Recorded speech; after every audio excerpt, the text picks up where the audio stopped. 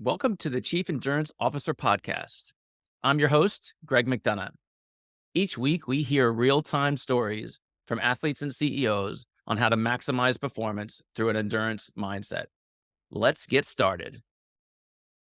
Welcome to the Chief Endurance Officer Podcast. I'm your host, Greg McDonough. I am super excited about our guest today. He's a personal friend.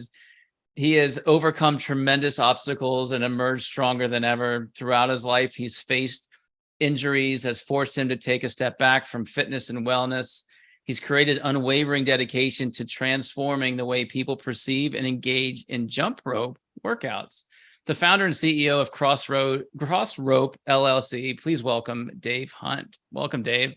Awesome. Thanks for having me on, Greg. I'm super excited. Appreciate the whole Chief Endurance Officer mindset, and was extra excited to share experiences of mine that are certainly relevant to that sort of mindset. So pleasure to be on today. Awesome, man. Well, let's jump right into it. So as you said, we talk about the endurance mindset on this podcast. And my favorite question to ask is, David, tell me about how your endurance mindset has impacted your life unexpectedly. Yeah, for sure. I think it really revolves around the first 4 years with Crossrope specifically. Because as anyone who's started a business knows, there's like the myth of the overnight success, and oftentimes it's kind of the multi-year overnight success. And it was 2011 when I started working on Crossrope sort of as a side hustle, and 2012 when I launched it, and that coincided with when I had to make a decision around whether or not I was going to stay active within my Navy career or kind of take the leap, so to speak, into pursuing the Crossrope opportunity full time. And so I still owed a year. I was obligated to another year, and I enjoyed my career. I wasn't, I was grateful for the opportunities that it manifested, worked with a lot of wonderful people. And yet there was just this sense of, will I regret not pursuing what I've started with Crossrope? So the endurance piece of it came in because I thought that 1 year would be enough of a head start to kind of get things in order to grow the business enough. We all think that hockey shape, growth is going to happen, especially with something where I was selling online. So it was the dream of a couple people find out about it, and then it'll just take off and go viral, and everything will be good, and it'll be easier from there. And what ended up happening is I had to extend my time in the Navy because the period of time with which Crossrope was not at all a viable business and was not probably even an investable business, because I bootstrapped it and I don't think it was investable, really was a lot longer than what I had anticipated. And that culminated in 2016. So now I had been at it for nearly 4 years. I launched in mid-2012, where in Q1 of that year, I learned that there had been an accounting error on my books in 2015. So I thought there was a small net profit, and instead I had posted a net loss, not having paid myself anything. And quarter on quarter or year on year revenues for Q1 were down. And I was staring getting out. At this point, I didn't have a choice to stay in longer. I was staring getting out of the Navy in mid 2016. And I had a business coach at the time who was so impactful and such a good cheerleader and so encouraging. And I'll never forget the call. He said, "You've learned a lot. You've done a great job, but this just might not be the thing that's going to work out for you. You got a family, you got kids, you got bills to pay. You made a good effort, but maybe it's not in the cards." And boy, did that fire me up. And you know what? He was right. And I appreciated it. But it really, the first 4 years was just a slog. And there were many of those moments along the way where the things that I expected to make that needle moving difference and impact just didn't. And it just really took that endurance mindset to say, hey, if there is anything that gives me a shred of realistic optimism and hope to continue just putting one foot in front of the other. I'll latch onto that as best I can. And in 2016, fortunately, things did start to catch on. And it really was maybe better lucky than good, but it was all that I needed to have that 2016 catalyst and turn what I hoped would be a lifelong dream into something that really has been such a wonderful experience. So, David, looking back at those 4 years while doing double duty or your side hustle, and then all of a sudden, like the insurance blanket is gone, and it's, us as entrepreneurs get to deal with that emotional roller coaster. But as you look back, are there certain things like after you left the Navy that you did more intently that was kind of, half-hearted beforehand? Well, I think that there is something to be said around, what is it? Necessity is the mother of invention, I suppose. So somebody wise said that at some point in time. And so, there was a lot of excitement around the prospect that the business was trending in a direction where, my target upon getting out was doing something full-time where I had the freedom to be my own boss, as many entrepreneurs, say that they want. And where I felt that I was really pursuing a vision around a product and fitness in general, which is something that had been a personal passion of mine. And so I think the confluence of those factors, like this idea that this could actually become my full-time job, especially after 4 years of getting the question, oh, is that your full-time job? And I hated that question, but it wasn't my full-time job. So it was like that warranted question. And there was, I think there was this extra motivation around sort of validating the idea and proving that it could be my full-time job that just got me laser focused on a lot of the initiatives in, for that year when I made the transition from this as a moonlight venture to a full-time thing, that really helped to kind of solidify where the focus should be and where, my highest and best use was going to be in ultimately driving the business forward. So you talked about how it took a lot longer than expected. And it sounds as if that has repeated itself a handful of times. Talk to us about how you handle that, like in your goal setting now with your business goals and your personal goals. How do you set those that time-bound expectation? Well, that's a question that I reflect on quite a bit. And I think it's a really tough question for a lot of people. This probably makes sense to a point because I also have a Navy background, but I'm a big fan of the Stockdale paradox, which you might have heard of before. Maybe some of the listeners have, but it discusses the experience that Admiral Stockdale had while he was a prisoner of war in Vietnam. And when he got out after, I believe it was 7 years, people asked, how he remained optimistic throughout the times of torture and this protracted period of time where there wasn't any certainty that he and the others ever would get out of the POW camps. And what he responded was that he didn't necessarily maintain optimism. The optimists were the ones that died because they did time bound their expectation. And if you think, oh, we're going to get out in a month, oh, we're going to get out in 6 months or a year or 2 years, and then it doesn't happen, it's very easy to lose the faith. And so, and this was a Jim Collins thing as well. Jim Collins talked about it a lot in Good to Great and some of the other books. And it resonates so strong with me, both during those early years of the business and through the various ebbs and flows since then, where I do my very best to evaluate what mine and the business's brutal facts of reality are.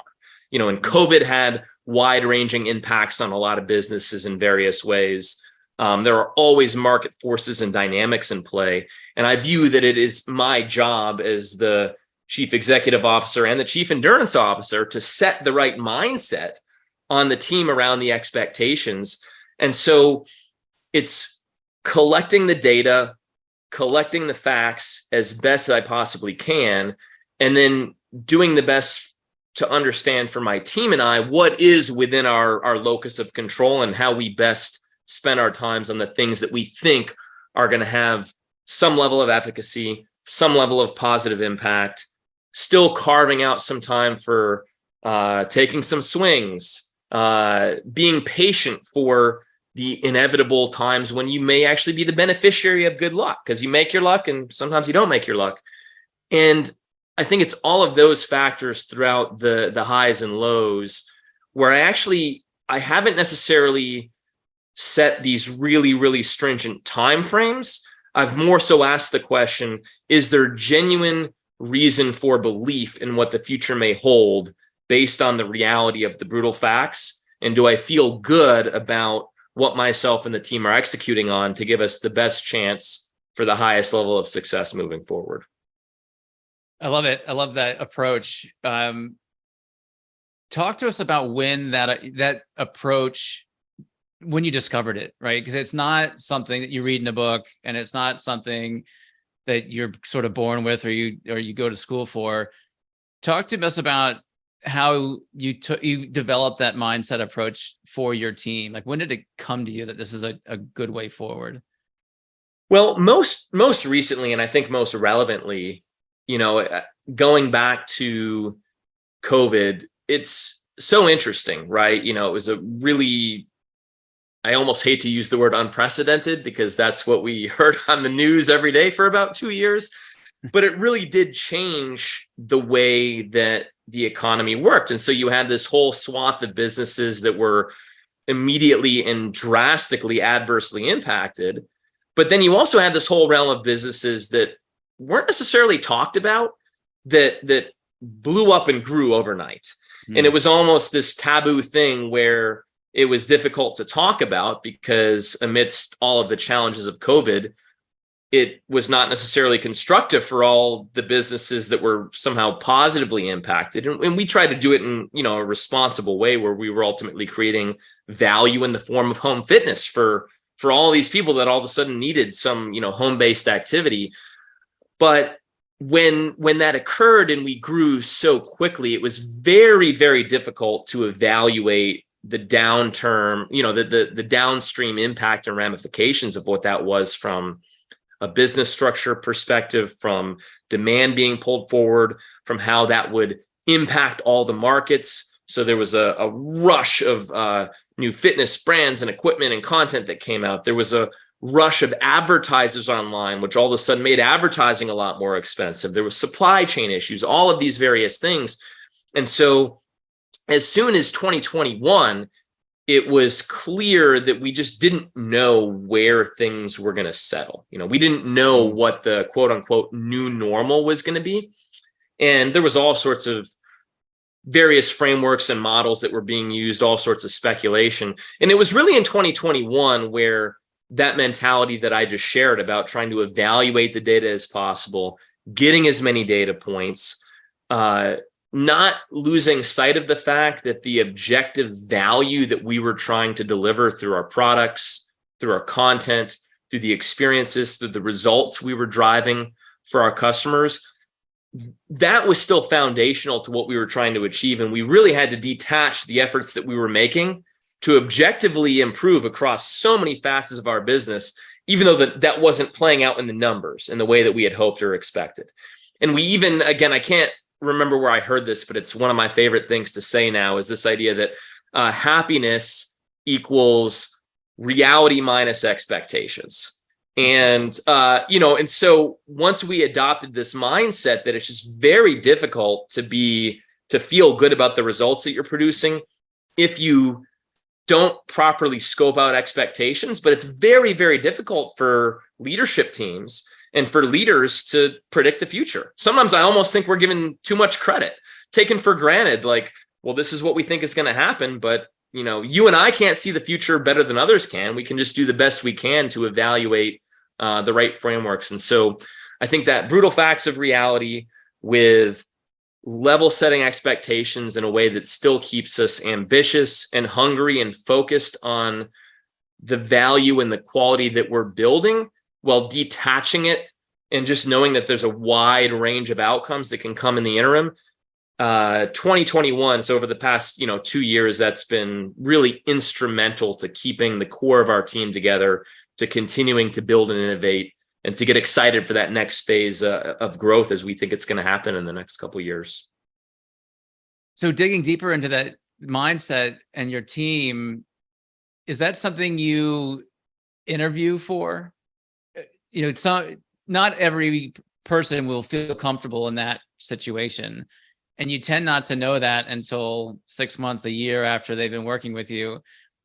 Do you have in your recruiting process questions around mindset and like those types of situations or those type of working environments? Yes, absolutely. Now, one interesting dynamic is because there was some post-COVID contraction within the industry and the business, we haven't hired as much the past couple of years. For those that we have hired, though, we've been abundantly transparent in essentially the same framework that I just provided, right? You don't want to enroll somebody into what still feels like it is a really early stage of a great opportunity with a team that is culturally aligned around what we're trying to achieve without sharing with them some of the challenges and the headwinds over the past couple of years. So for new team members, yes, absolutely, we've been transparent.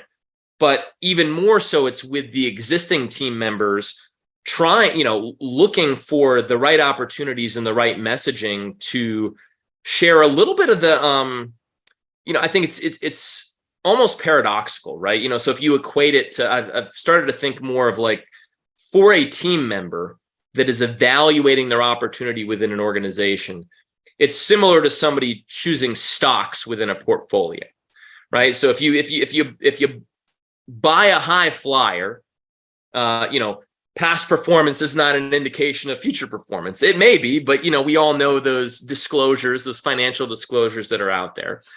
And conversely, the direction or trajectory of a business may not at all be indicative of what the long-term opportunity is. And that's the verbiage that we've taken on within the business transparently with everyone, saying, look, we are doing a lot of great things and executing as a very high level, as a unified and aligned team, which is why we've retained so much of our team and why we feel that culture is strong. Our ENPS, which we measure, is really high. All of these fundamental foundations of a strong and high-performing team are there.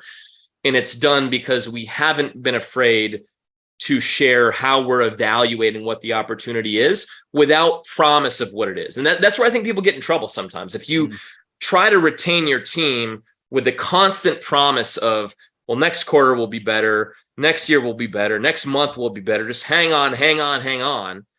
And there's just no way of knowing that, but there is a great chance that you'll lose the trust and the credibility that you have if you try to convey that with a high level of uncertainty or with a high level of certainty exactly what the future holds. And so I think that level of transparency and discussion has actually fired up and aligned the team even more, because it doesn't seem to be the common thing. It's like I've seen so many stories recently where it's like everything's great, everything's awesome. And I remember being on the sidelines, like either they are lying or, like at a corporate level, either they are lying or they know something that we don't know because we're not seeing the same things and we're in the same industry.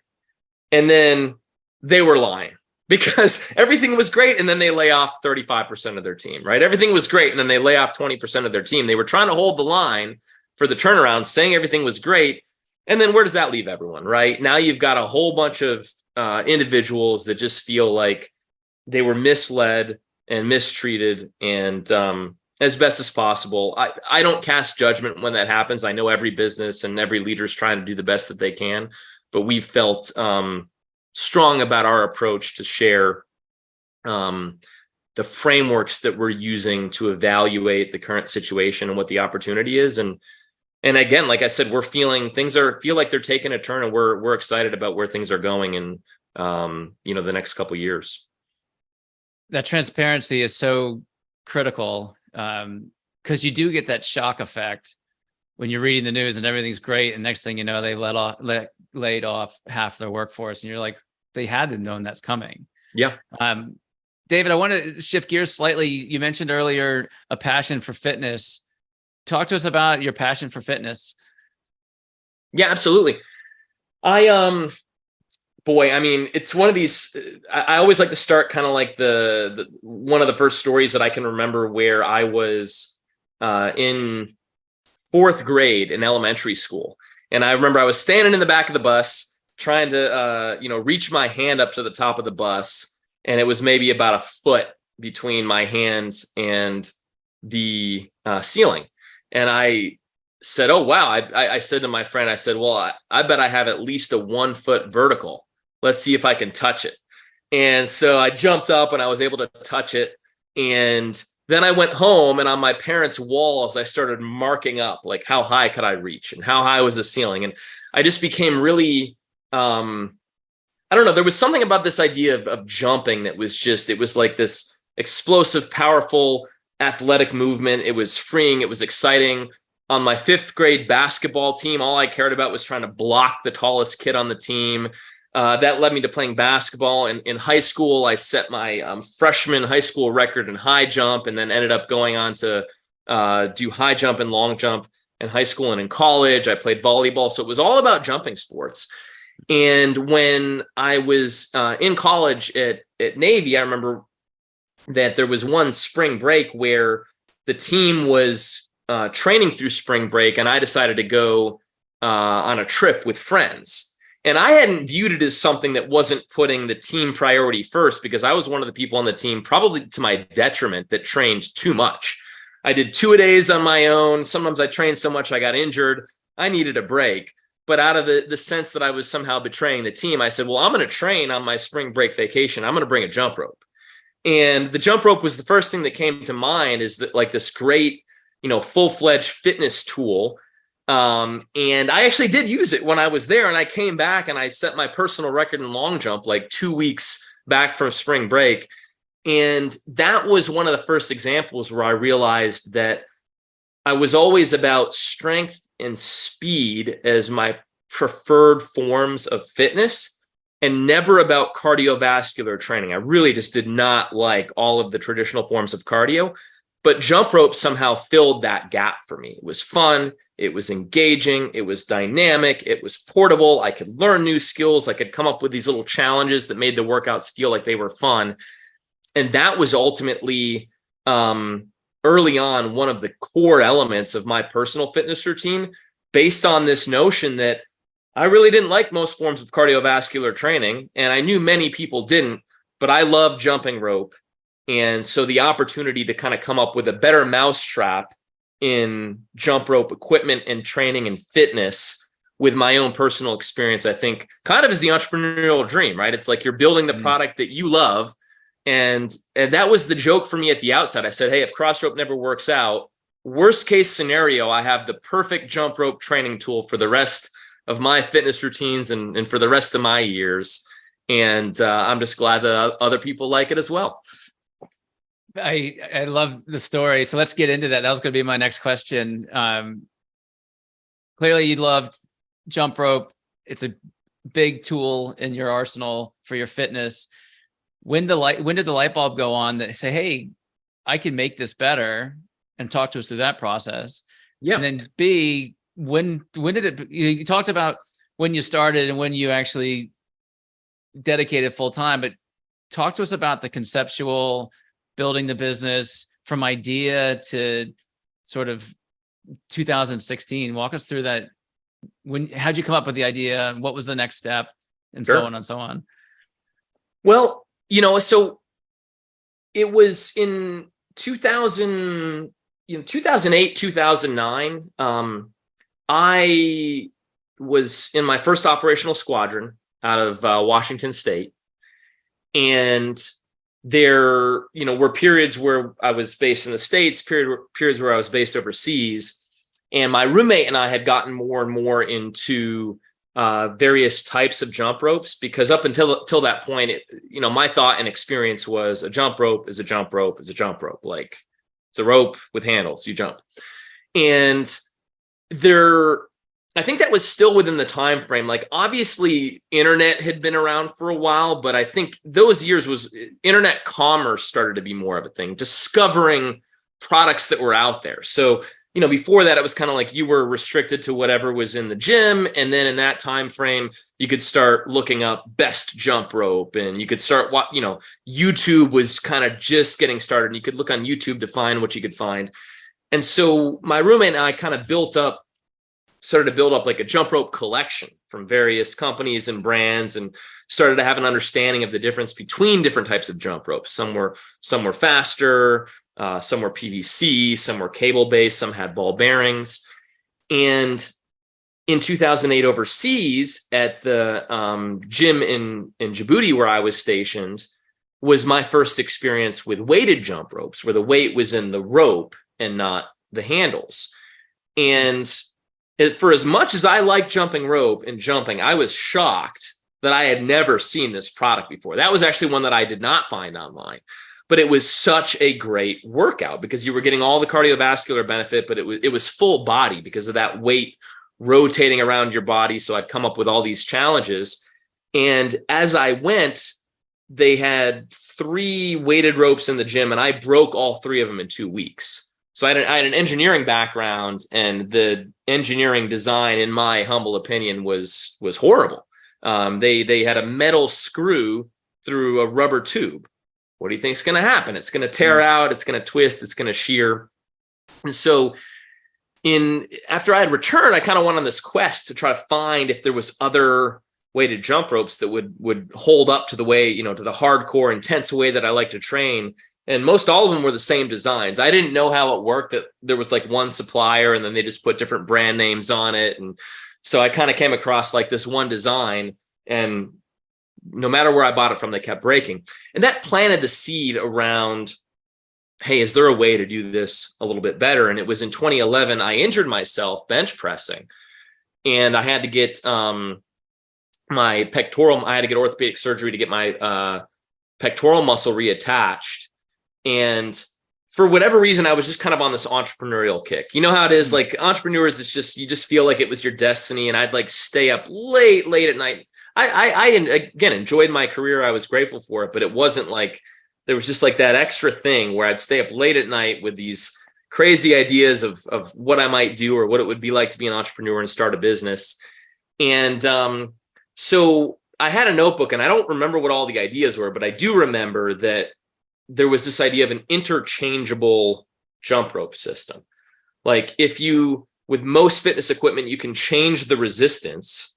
So if I had a positive experience with different weights of ropes, why wasn't there an interchangeable jump rope system out there? And I think the main reason why there wasn't at the time is because to the casual jumper, well, why not just already have the handles on all the ropes? Like, that's stupid to have different ropes and attach them to handles. But what my experience had dictated was that the quality and the durability and the performance of the handles is critical for the experience and for the durability and for the performance. And quality handles were not cheap to make if you wanted to do it the right way. And so that's where I had this idea that if you had a high quality pair of handles, there could be additional value for myself and for customers if there was some savings by having different weights of ropes and you didn't have to have a pair of handles for every weight of rope. So that was the idea: cross-training jump rope, Crossrope. And of the ideas, I was newly married, and of the ideas that I pitched to my wife, who's my greatest critic in like a good way, she'll tell me what she thinks. She's like, that could actually work. That's interesting. I could see people liking that product. And so that's how I came up with the idea and how I launched it. And then in those 4 years, I didn't have any business background. It was literally going to the library to figure out how to do things, getting business books out from the library. I did get linked up with the SCORE mentor through the Small Business Association. And he kind of gave me some very basic business frameworks and resources and guidelines on how to go from zero to something, to try to make it an effort. And definitely difficult. It was through a military friend that I got linked up with a sourcing coordinator to get these professionally manufactured, because the very first version was actually made out of deconstructed nunchucks and tennis grip tape and cables from Lowe's and Home Depot that I clipped at home. There was no intent to launch that commercially, but things always just take longer than you think. And it was, either I can sell the minimum viable product and hope people like it, or I can just wait forever and, maybe never go into business. And so it was a really formative, challenging, character building experience during those 4 years, and many, many other steps and stories along the way. But that's probably a good pausing point along the story and the journey up to 2016. That's a great story. I'd love to. I'm not an expert in jump roping. I have spent time on your website. It looks like there's a tremendous amount of data. There's a tremendous amount of. So talk to us about what your ropes do, the benefits, et cetera, et cetera. Yeah, absolutely. I think the premise started with this interchangeable weighted system, and we really leaned into the quality. And then we started to lean. It was funny when I started Crossrope, customers would email and say, this seems really cool, or I got the ropes and I like it. How do I use the different weights? And I chafed at the question a little bit, because now I didn't say this to them, but my thought was, well, how do you use 5, 10, 15, and 20 pound dumbbells, right? Like, that's up to you. It's not a rocket science. It's just different weights. But the more people that asked, the more I just thought, well, at the very least, I can share the way that I use them in my workouts, how I like to think about it, what sorts of workouts I do, how I put together programming.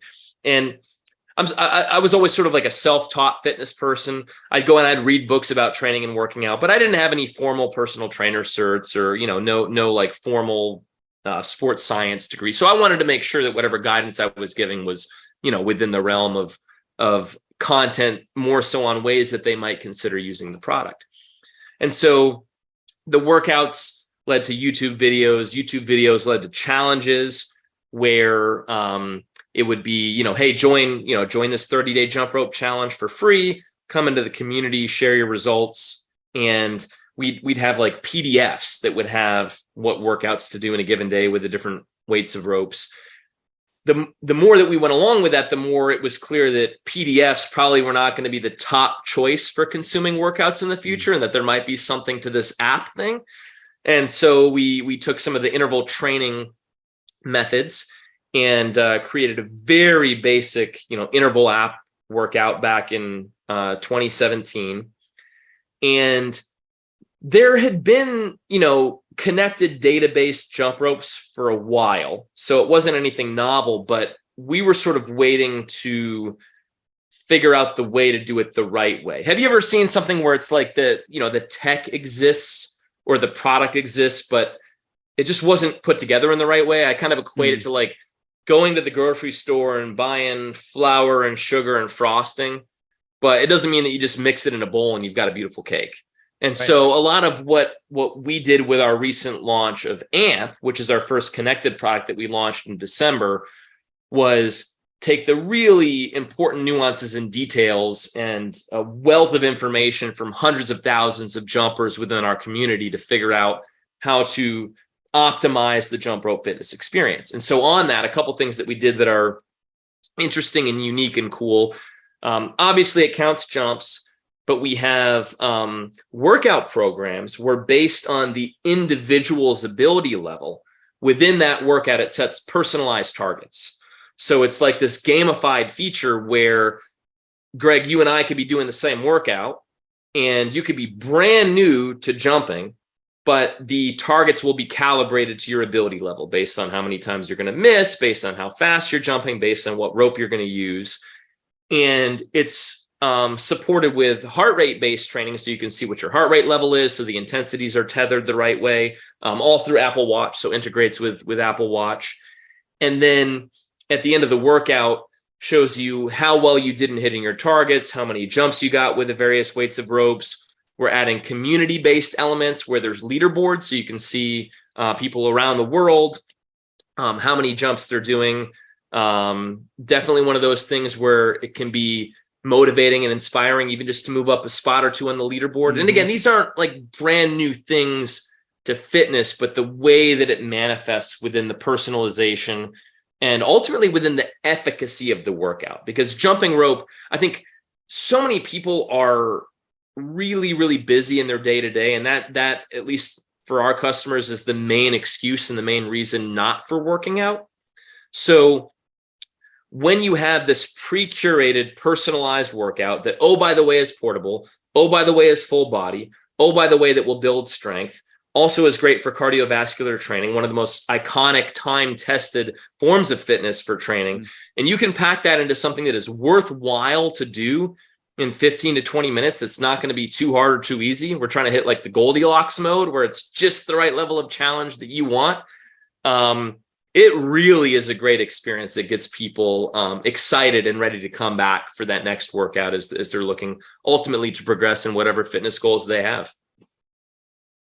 You mentioned the community, hundreds of thousands of users. When did you realize that, hey, I'm not just building a company, or I'm not just building a product that can be useful to people focused on fitness. And then next phase is, oh, I'm building a company around this product. But now you've developed a community. When did that light bulb come on of like, wow, this is bigger than just my P&L. This is bigger than just my fitness level. This is something that people are sharing. Data is getting compared. Talk to me about that community aspect. Yeah.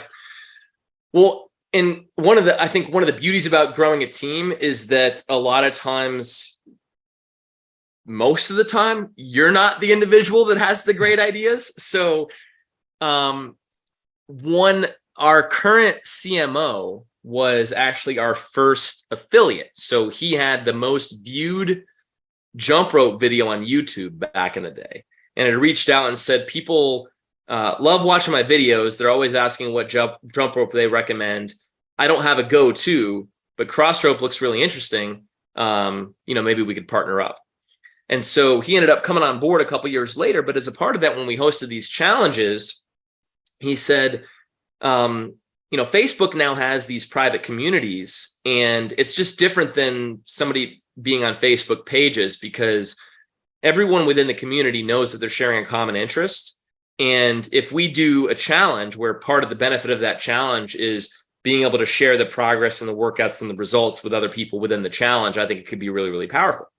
So we did this first challenge. I think we had 500 people sign up, which at the time didn't seem that great. In hindsight, 2020, I think was like an incredible result to have 500 people. We were just at a very early stage in the business. And I think that maybe out of those 500, there was 250 in the private community. So that was the first thing of like, wow, there's really a desire for people to connect and share their experiences. The second thing that was just mind blowing is we had like 20,000 followers on our Facebook page.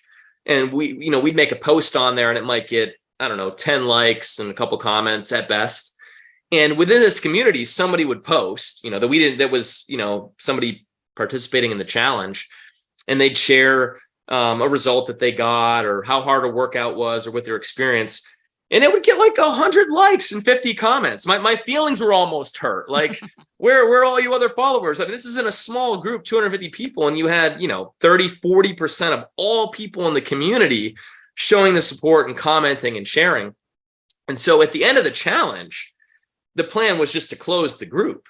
And I said to Serge, we cannot close the group. Like, this is a thing. We need to keep this riding because it's so powerful to see how that accountability, how that positivity, and that interactivity happens within the community. And so that was kind of the first, I think, aha around the impact. The second was, I always tell people, the vision at the outset around Crossrope, a lot of times founders feel this pressure to share like they were the ones with the vision of what this was going to become.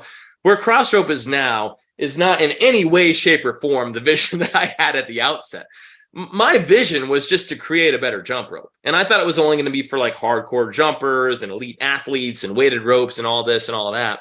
And so what was interesting is the number of people within the community that were describing their experience with the product as life-changing. And Mm. I to this day, I'm almost terrified to use those words because those are powerful words, right? If something is life changing for someone, it's just like I almost don't feel comfortable or qualified saying that, right? Like they have to experience that. I'm not going to go to somebody and say, try Crossrope, it'll change your life. I'm not comfortable saying that. But there have been so many customers say, this has been life changing. And I remember in particular, one of our first super users talked about how he had lost 130 pounds in a year just jumping using Crossrope. Wow. And he had gone from 310 pounds to 180 pounds. And the reason why he said that it was life-changing is that he had a 13-year-old daughter that he drove to school every day. And his daughter never wanted him to drive her to school because she said that she was embarrassed, which is just like tough that the world is that way, right? Tough that kids would be cruel and mean and make those judgments. And everybody's going through their journey, right? I think there's a lot of like challenges socially with physical appearance and things of that nature and people feeling judged. But he really felt like he wanted to make this healthy change, eating and exercising. And that as he went through that transformation, it went from his daughter not wanting him to drive her to school to really cherishing that time, with her dad. And it's kind of like almost one of those like tear jerking type stories where it's like, wow, I could not have foreseen that as an outcome and a story that somebody would share from a jump rope, right? And I don't like to like minimize what the hard work that myself and my team has done, but sometimes you still get relegated back. I still get the question like, oh, is that your full-time job? Some people still just can't believe. Even the other day I was playing golf with a guy and he's like, what do you do? And I said, I run a jump rope company. And he's like, what, jump rope? And then he said to me, well, I guess somebody's got to do it. I don't think he meant it in like a mean or disrespectful way. I think it was more of just that it's so interesting when you find a niche and you find something that you're excited about. A lot of times it can grow to beyond what you would have thought. And that's definitely been my experience. That's an awesome story. And it sounds like back in 2012, that was never in your vision, right? The vision board, if you're mapping out the next 20 years, 10 years, somebody would have told you that story, you'd say, no, there's no way. And it's just another example of going forward and enduring and following your passion and the fruits that come out of that, these unexpected, like I say to people, my career journey is all over the place, but when I look back, it's a straight line because it all makes sense, or my athletic journey or my family journey, you name it. David, how can people get more information about Crossrope? How can they get more information about you? How can they connect? What's your social media platform of choice? Sure. Well, I think I'm sort of on and off sometimes with social. So I do personally, I have a Facebook account. I tend to engage most on our Crossrope jump rope fitness community, which people can look up and join if they're interested in learning more about jumping rope. It's a free community, just a good place to go there and see the journeys that other people are having. They can always email me, dave@crossrope.com. Sometimes people will email and say, oh, thank you. You probably get 1 million emails a day. Thanks so much for taking the time to respond. And I'm like, I get like an email a month, so, I mean, from team and from vendors, but, from customers and people that want to reach out and connect. I'm always looking for ways to help in that regard. I tried to do TikTok. I think I have a TikTok account. Maybe I'll get back into it. It's a lot of work. I have a ton of respect for people that are constantly creating content. And crossrope.com is our site. I always tell people if they can't remember crossrope.com, type in jumprope.com. It'll redirect to Crossrope. But we really like to position ourselves as, the best jump rope fitness experience. There's all sorts of different types of jump rope. There's all sorts of great jump rope creators out there. And there's many types of jump rope that, yes, even while it's a good exercise, may be more so oriented to competition or to skills and tricks. And all of that is really, really amazing. But we are laser focused on using jump rope as a fitness tool to help people get their best fitness results. So whether it's the site, email, LinkedIn, always happy to engage as well. I love connecting with anybody that's interested in learning more. Fantastic. And we'll include those links in our show notes. I do have to ask, what year did you buy jumprope.com? That was 2 years ago, I believe. That Two sounds years. like another podcast. Yes. Always a good story behind it. And, we'll see. I think like another thing about jumping rope, it's more segmented than people would think, but I'm also a really firm believer in a rising tide raises all ships. So of course, there's always options from different brands and products, but I think what a lot of people who get into jump rope discover is that they like to have a couple different jump ropes and they like to try and test different things out. And so I'm very much of the mindset that jumping rope as a form of fitness doesn't get as much awareness and respect and consideration as I think it should.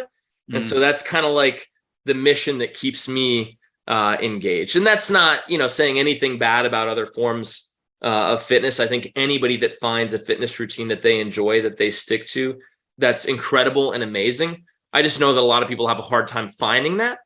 And jumping rope is just one that, for those that haven't found something that they stick to, sometimes turns out to be the community and the experience that they were looking for. So we'll keep pushing. Yeah, I love it. I had no idea. So, David, thank you for educating us on the life-changing power of the jump rope. I will be on your website momentarily to have it shipped to my house. I also enjoyed our conversation around the lessons around expectations and timing of those expectations, and not sort of beating yourself up if you didn't hit the goal on the day, at the hour, at the minute that you expected. And then our conversation around building community and how powerful that is. And us as entrepreneurs, we kind of don't see that aspect of our business when we first get started. We don't understand the impact and the legacy that we can have and live. So from our audience members, if you got some value out of today, I ask that you share this episode with your friends and family, repost, go down and subscribe and like the episode. The way this message and our community grows is through your support. So I'd ask that you do that. David, again, thanks for your time. I'm super inspired by your story. Makes me feel good to be an entrepreneur again. Thank you so much. I mean, I really appreciate the thoughtfulness of the questions that you asked. And I just, the opportunity to reflect on those questions and share was just such a benefit to me as well. So I owe you extra for that, but it was a lot of fun. I really appreciate it. Absolutely, David. We'll see you soon. All right. See you. Thank you for tuning in to the Chief Endurance Officer podcast. To hear more inspiring stories and strategies around the endurance mindset, be sure to subscribe below or visit us at chiefenduranceofficer.com. Until next time, keep pushing those limits.